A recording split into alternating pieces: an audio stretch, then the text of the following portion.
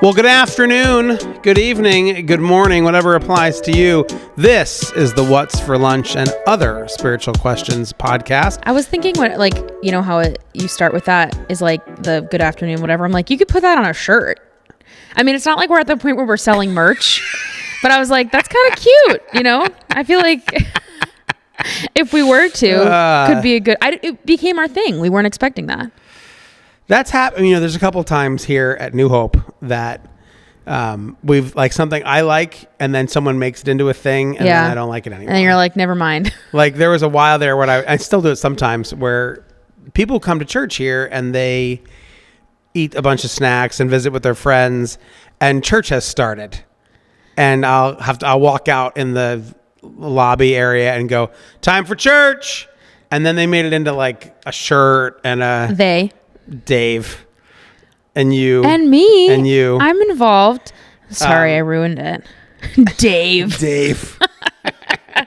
And stickers and stuff. I tend to fall out of love of stuff. I know you like new stuff. I like new stuff. Yeah, so that's totally fair. We could get shirts that say up the middle and out the sides. But would people know what that's referring to? It's what I say when we lead communion here. Yeah. And it's just logistics. Communion is one of those weird things. I wasn't here this past weekend. We had communion here at New Hope without me here. And so someone else led, and I was asking someone about it, and they're like, it was awkward. Like because there's all the little things you don't realize, that it's not about what you say. It's about all the little directions, and that stuff takes forever to kind of get comfortable with. Yeah.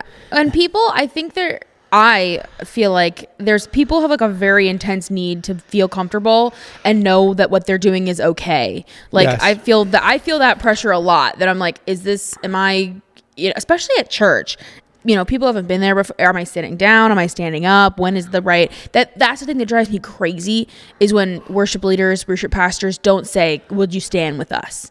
Because I hate the awkward. They don't know. Yeah. Am I standing? Am I sitting? I was talking to the guy who led communion, Ed, last night, and I said, how'd it go? And he goes, I must not have been clear enough about when to bring the table out. And I was like, yep. He's like, I thought it was obvious. I'm like, it's not how it works.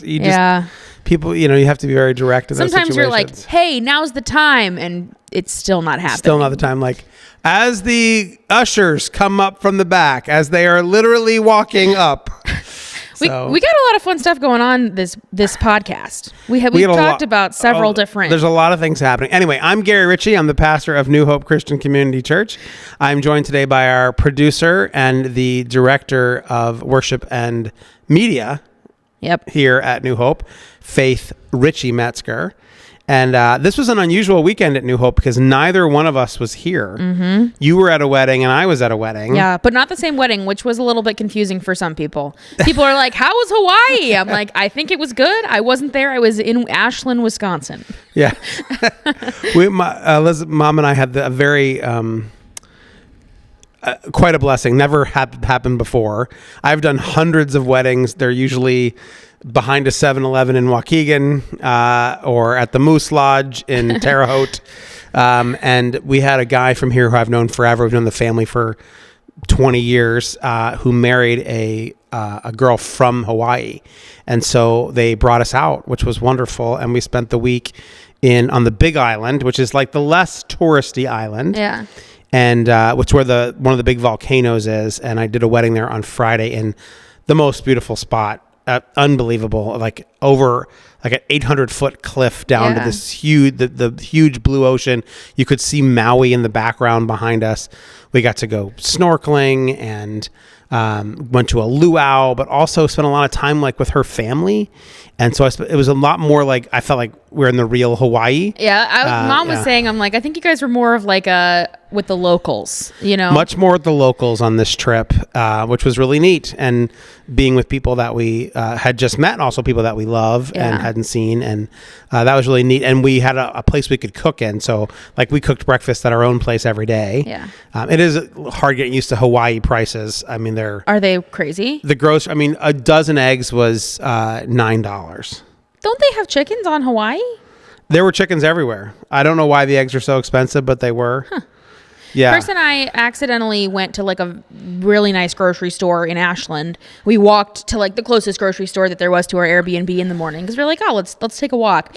And we walked in and I was like, oh, this is like a Trader Joe's. But at that point we had walked there. And then what are you gonna do? All we needed was butter. Okay, their least expensive butter. Do you want to guess? $6.49. It was $7. It's ridiculous. It was crazy. Yeah. I remember one time I was with Abram Delgado, who's the pastor of Casa de Oración, and we walked into that. There's a grocery store at like Butterfield and 137. It's not Whole Foods. It's like Whole Foods. It's like an even more whatever. Yeah. And he was like, I'm just going to get some lunch here. I'm like, you're not going to want to do this. No. And he got like 3 chicken tenders and they were $18. And I was like, dude, this is what's happening here. You don't shop in this store, man. Like, this is not for us. This is like, there's a McDonald's. Let's go there. It's so crazy. Had a kind of a cool moment. This guy, the father of the groom, it's a guy that I've known for a long time. And this is kind of a neat moment. I don't think I'm talking out of school to tell this, but over the years, he's kind of an intense guy, and over the years, loves the Lord, but he's kind of a big living guy, and sometimes he and his son would have butted heads. They're kind of similar personalities, and I watched him at this wedding get up and make a speech, and I think he prepped it because I think his wife was saying he practiced it out loud, but he really owned a lot of his failures and then really blessed his son. And it was such he and I talked about this moment of, there's this thing about finishing well, about what it means to finish well. And I think sometimes people think finishing well is, well, I'm going to leave a lot of money somewhere, or I'm going to have this great legacy. But seeing that like moment of connection and maturity from a guy who, I think to what he had said, admitted to many mistakes. Anybody my age and older, you've made a lot of mistakes, and to really own those things and say, I'm going to try to do better now, takes a lot, because he didn't have to do that. Right? He could have just like finished in this like self-righteous position, but instead was really vulnerable. I cried my eyes out, and I was like, man, this is such a good model for me. He's 10 years in front of me of like, will I be able to own my mistakes as I age? Yeah. But I know you're a young lady, right? I don't know if you're thinking about being 50, 60, 70 years old. But there's this, can I finish well? Yeah. That I think is such a tough question I loved seeing a model of that. That was one of the real gifts of being at this wedding over the weekend. Well, and that's really cool, because I think that I had somebody say to me one time that like your wedding is like one of the biggest opportunities in your life to like honor the people in your life who have meant the most to you, and that kind of thing. And I'd never thought of it that way. Like I was like, oh yeah, like weddings and marriages are really important. Like it's an important life thing. But I've never thought of that way. And so going into my wedding, I was thinking like, okay, how can I take this moment to be like, thank you for being here, and being very intentional with the people who came and showed up, and like, and they've been such a big part of like culture, right? How a culture does a wedding and what happens at it, and who is it for? It was like such a community celebration, I think, back in the day. And a way to bless family. I remember having this conversation with you, because I think our culture, as American culture, was like, oh, it's the bride's day. And I remember talking to you and going, I don't think that's true. I think it's a family celebration day. Absolutely, yeah. And even like, I don't know, I just think it's cool that he took that opportunity at his son's wedding because it almost feels more impactful than and I think it would have been impactful if he just had a conversation with him, on the side and said those things. But to say those things at his wedding with everybody there, that's really cool. Well, I know he's worked hard over the last couple years and so has his son. Look, it's not just fathers and sons. Lots of people you can get in a bad place, right? You can get in a place where you get stubborn, or you misunderstand each other, or you want to hold your ground, or you can make a decision about whether or not you're going to let something offend you. Yeah. I watched him like have a moment not too long before that where he was like, man, he was going to take offense. I remember, and the Lord was like, spoke to me in that, because that's something God's working on me of saying, don't let that be an offense. Let that just glide off of you. I don't think it was, whether or not it was meant that way, or it was just something that was being said, this didn't have to stick in you. You can just let this slide past. I said, maybe that's just a shadow of something that's dying. Let's not give it any power. Yeah. That's really cool. I was thankful to be in that moment with him. I felt like this is a guy who's blessed our family lots of times. And I was like, I get to give this little nudge right here of like, from the Holy Spirit to go, I'm not going to let this catch me. Because it was like something that was sort of wanting to ruin that moment. Yeah. And I'm like, no, this is going to be a Holy Spirit moment. This is going to be a healing moment. And really moved me. It's interesting because I've heard before, I was in a team dynamics class, and something that the professor said was like, the way that you act in your teams, whether that's like at work or if it's in your marriage or whatever, is going to be a reflection of how things went with your first team, which is your family, basically. Like, how'd your first team function? Oh, that's really interesting. And like you can see that where it's like, okay, if in your family growing up, if somebody does something to you, you just kind of hold it.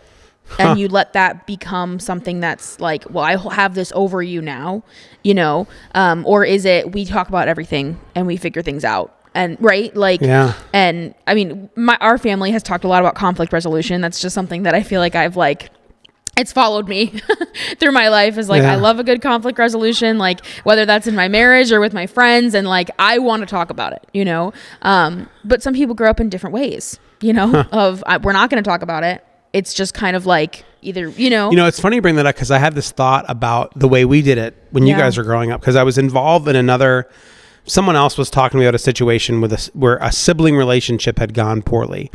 And I was talking to the father of those siblings, and he was like, I made them like sit down and figure it out. Right. But they didn't. And it ended poorly. And I'm like, man, how many times, and these are grown people.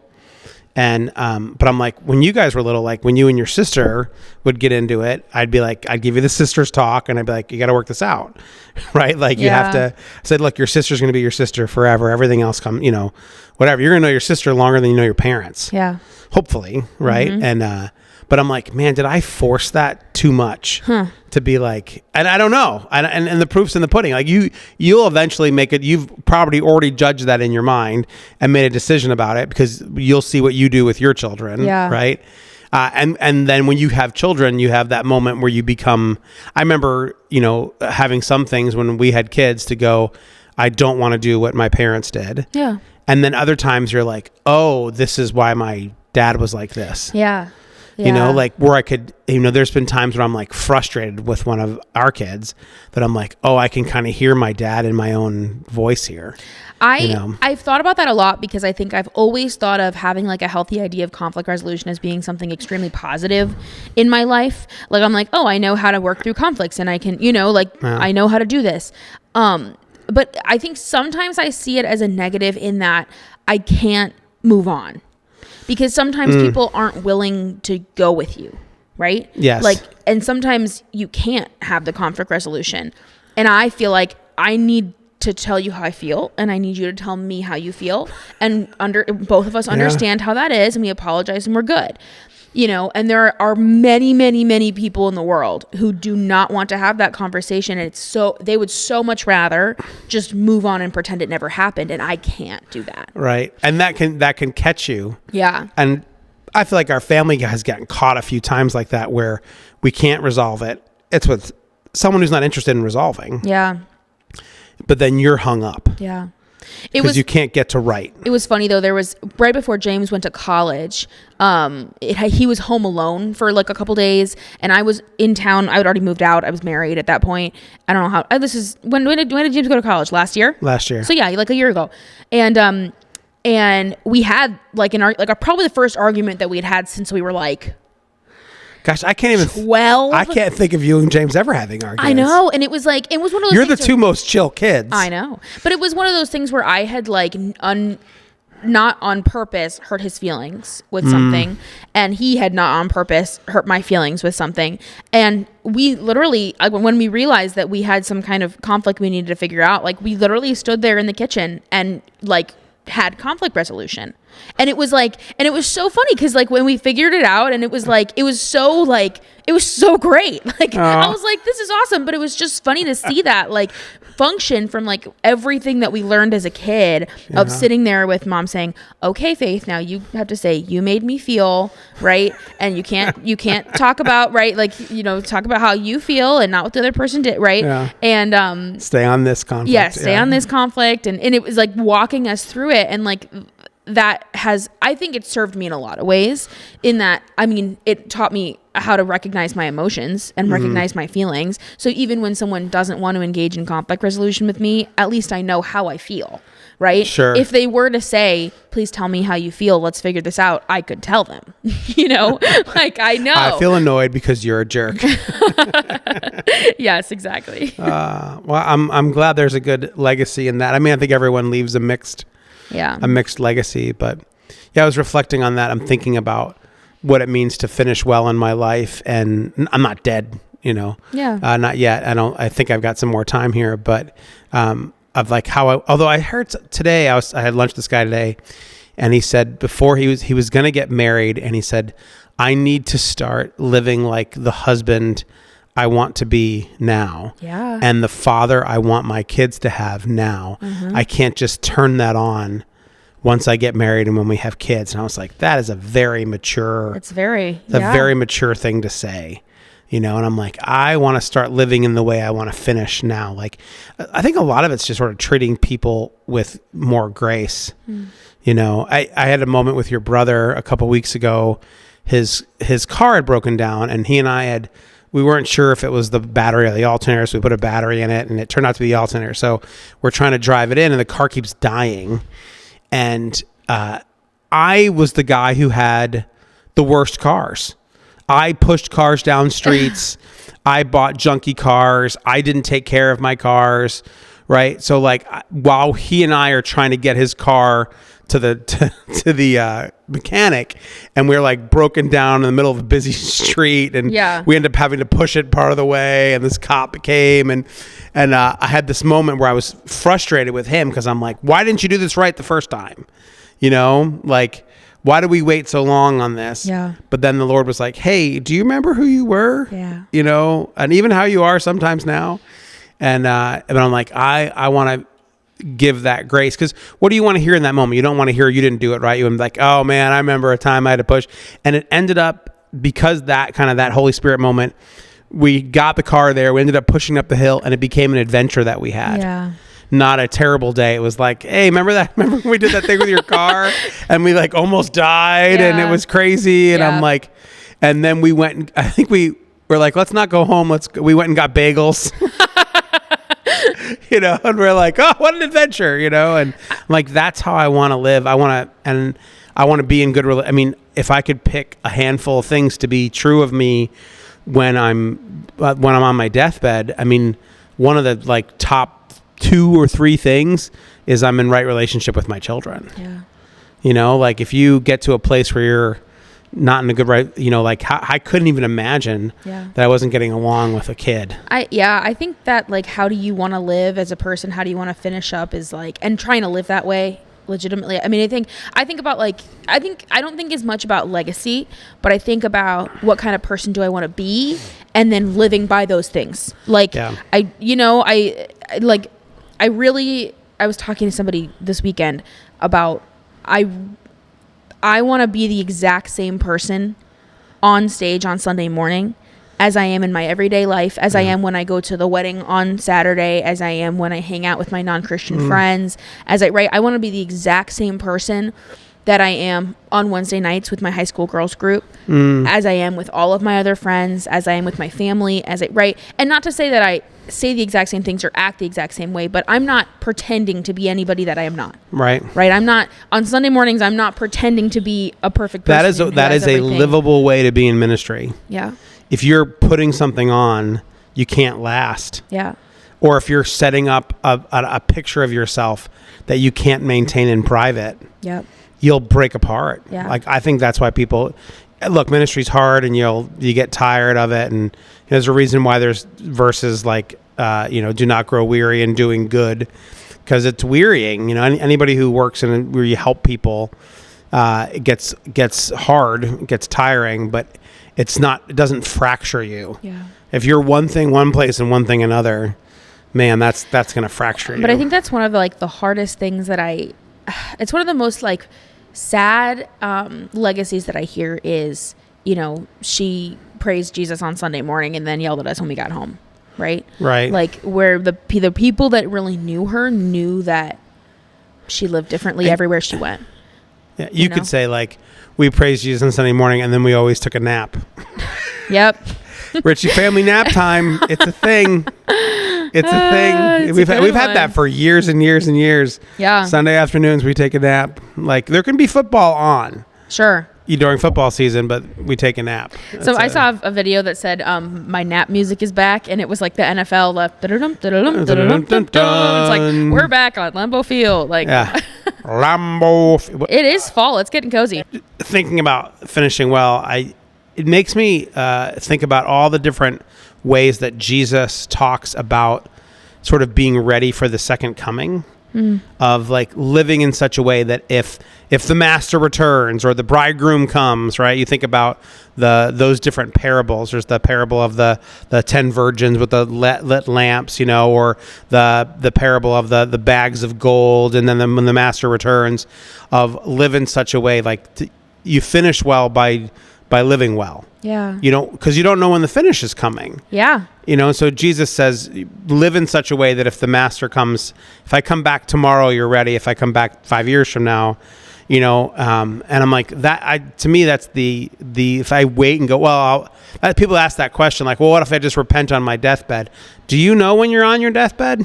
Not everybody you does. don't. No one knows the time. Yeah. And if you will do on your deathbed what you did in your life. Mostly, there are some things that happen late. Sure, that's probably another episode we could talk about. Yeah. I can tell you, like, I have a handful of deathbed stories, but there is, I think, how you live. It's people come in all the time. They'll say, not all the time, but I've had this conversation 10 times, where people will say, "Oh, pastor, just want to let you know, if I win the Powerball, I'm going to give this much money to the church." And like, would you pray for that? And I'm like, no. Yeah. I will not. Number one, I think the lottery oppresses the poor. It's a terrible thing. But also, if you don't give now, you won't give then. The generosity is not about how much resource you have; it's about your heart. Mm-hmm. And so, if your heart is right for the Lord, you'll be generous when you have $5, and you'll be generous when you have $5 million. But if it's not, it doesn't matter how much you have. Yeah. And most of us are tremendously rich, on a world scale, on a historical scale. I feel like sometimes I hear, oh, he had a great life, but he had a rough ending. Or it's like, oh man, or like, man, that was a rough. I can't think of an example right now, but like, I can think of a couple bad finishes I knew in people. Even like the Bible, Noah, right? Like David, you know what I mean? Like there's obviously people have rough moments, yeah. But those guys have more rough moments than bad endings. Sure.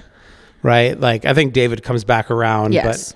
But you never want to commit adultery and then kill the guy whose wife you're sleeping with, like have him killed. That's just general advice for everyone. And that's free. So that's free. But I think saying, you'll finish the way that you live, generally speaking, and it does take, I think, some perseverance and some knowing who you are. And there is times to like let go and give things away. And I worry about that because, ministry can be performative. Mm-hmm. And so eventually you start losing those skills. So if your value is built on that, mm-hmm. or your legacy is built on that, like you want to be giving things away and discipling other people. And, if you're someone who's in ministry, that Jesus is the star of your church and not you. And I'm like, that's something I have to remember. That's why it's good for me to not be in the pulpit on Sundays. And, people think they're saying something nice. They're like, oh, it's so different when you're not. And I'm like, when you're not there or whatever. And I'm like, oh, I failed. Mm-hmm. If you're not, like if it's about me being in a particular place, I haven't done a very good job building, Yeah. And some of that's just how people are. But I'm really thankful for the other people who teach in our church. And I'm Yeah. like, when I'm not here, I'll get on and watch those people's sermons and learn from those things. And, that's, so we had a comment. Right. Yeah, I thought it'd be fun to read on episode 33 that we did with Dean. We were talking about AI and how lonely people are. And by the way, AI conversation, if you bring up AI, it's the easiest conversation to have anywhere with anybody. Yeah. We brought up AI at the wedding and then had this whole conversation with a diverse group of people about it. That was fascinating. So if you've listened to the pod, I try to avoid talking about AI for 24 hours or hearing about AI. Yes. It's getting pretty hard. But on Sunday, Chris and I went hiking at Copper Falls State Park with whatever. And so, and it was beautiful. We're hiking around and it's just like, that was pretty much, we were driving and we were in Copper Falls State Park. And we're walking, we're almost through. We're leaning over this bridge and Chris was like, man, AI could never make this. And I was like, Chris, why would you bring up AI in this moment? I was so close. I was good. I was going to get through it.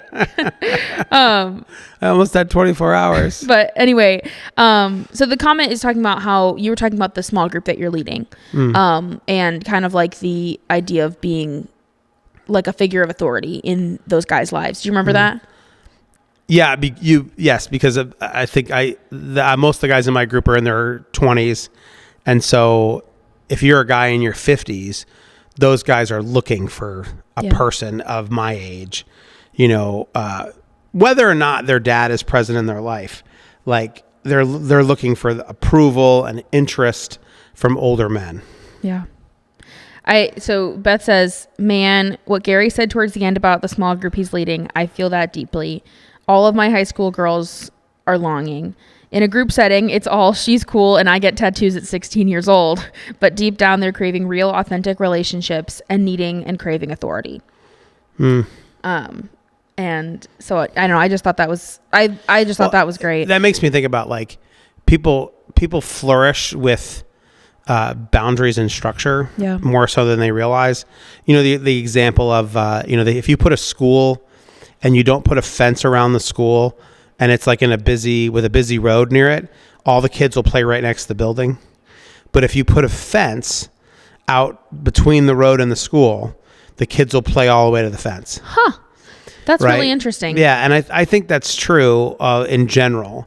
Like a completely no boundaries world, it's really hard to be creative in that space because it's overwhelming, But if you get some boundaries or some value statements at least to work with, it's easier to be creative. If you have a clear purpose, right? Or you're like, these kinds of limitations or whatever. Yeah. A few years ago here, we talked about this. We did a book here called Grace is Greater. And one of the chapters in that book was called Embracing the Shake. And it was about this guy who was an artist who he had something happen. It was an accident or a disease where his hand wouldn't stop shaking. And he was like a very detailed artist. And so having a shaking hand, it disallowed him from doing the art he was used to. And he was talking to his doctor about it. He tried to get surgeries and he's like, I don't know what to do. I can't get my hand. And the doctor said to him, embrace the shake. He said, take it on as the limitation and still be an artist. Yeah. And he goes, that moment clicked him over and all of a sudden he became creative in tremendously new ways. Yeah. Where he would use the shake in his art, or he would do all kinds of different kinds of art that he wasn't used to before because he was like, this limitation drives my creativity. Yep. I think the same thing happened at COVID, right? Like we did stuff as a church we never would have tried because it was COVID. Yeah. We're like, all right, let's do this. Let's do late night date night on Facebook and let's do, we did this unbox thing where we brought presents to people's homes. Like we tried really hard, I remember sitting around with our staff during that time going, I'm like, here's what we have. We were very creative as a team. So let's do that. Yeah. Right. Like, let's do that. But Beth, thanks for writing in. we love some Beth Goldstein here on the pod. And I love that you are still investing in high school students. I've known that to be true of you for many, many years, Beth. And I love that you're lending your love for them and your walk with Jesus. And I know that those girls are being cared for and probably getting fabulous fashion advice. Definitely. Beth's also a very accomplished photographer. So those girls are probably getting great photos of them taken. Yeah. So I was just thinking about, too, like that comment of like, how you are in the group, but how you are one-on-one. And I feel that a lot. I feel like that's true for, I don't know, a lot of groups, but it's that kind of idea of like, how do you, I don't know, this is a whole nother podcast, but that was one thing I wanted to point out from what she said was like, how are you facing outwardly to how are you really inwardly, which I think connects to what we were talking about finishing well as well, you know. I was thinking about that, like sometimes I think the question, like if Jesus was coming back tomorrow, what would I do differently today? And I'd be like, oh man, I would do this and this and this, because there's a desperation of it. But that's not the question. The question is, am I living today in such a way that I would be proud of how I lived on my last day? Yeah. Right. I'm not going to know the last day. No one knows the day or the hour. Right. But I know that there's one of the days that I wake up will be the last day. Yeah. Either Jesus will come back or I'll die. And I need to live each day that I'd be proud of that being my last day. Yeah. Of how I treated people, not being like, and what I did, what I was about, what I cared about, and having those kind of values in place. Like if today was my last day and I was like, well, we recorded a podcast today and I had lunch with a guy talking about ways that he could serve and be connected. And I met with another pastor this morning and I was like, oh, I have a one-on-one later today with talking about getting free from addiction and brokenness. And I'm like, it's not a bad last day. Yeah. We're also I'm gonna install a new shower curtain. I'm not sure I'm not particularly proud of that, but it's about time. I mean, seriously. That old shower curtain in the old kids' bathroom rusted out. Yep. Not sure what happened there. I don't have a sandwich of the week today, but I am going to throw in in a Hawaiian flavor. Great idea. I had one of the best meals I've ever eaten. I don't know if I might put it in my pantheon. I'm not sure. Wow. This family that did the wedding for, they cooked. It was a smaller wedding, like 50 people, and they cooked for it. And it's a Filipino family. So it was really unusual foods for me, including several different kinds of poke, like a raw fish. It's almost like deconstructed sushi, but with like these sauces. There was a spicy poke. I think it was with chunks of like sushi quality salmon in it. Ooh. Oh my.